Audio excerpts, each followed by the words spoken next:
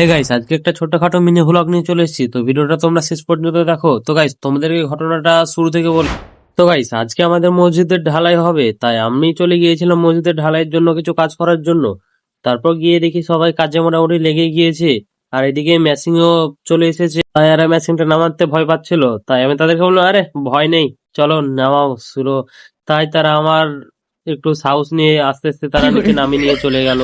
তো ছাদে গিয়ে দেখলাম কাজ এখনো শেষ হয়নি, কারণ আমি ছিলাম না।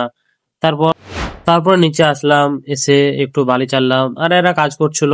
আর আমি একটু এলে গিয়েছিলাম, তাই একটু রেস্ট নিচ্ছিলাম, তাই আমার এই ভাইগুলোকে চালতে দিয়েছিলাম। তারপরে গাইস কিছুক্ষণ পর ঢালাই শুরু হয়ে গেল। তারপরে ঢালাই হচ্ছিল, প্রায় ভালোই হচ্ছিল। আর একটু কারেন্ট পালিয়ে গিয়েছিল, তাই একটু লেটে লেটে হচ্ছিল। এদিকে মিস্ত্রিরা সব ঠিকঠাক করছিল। আর এদিকে গাইস বাড়িতেও আমাদের প্রাইমারি ওয়ার্ক ছিল, কারণ ঘরগুলো রং করবে। তো গাইস এই ছিল আমার আজকে ছোট্ট মিনি ভ্লগ। ভালো লাগলে একটা সাবস্ক্রাইব করে দিও।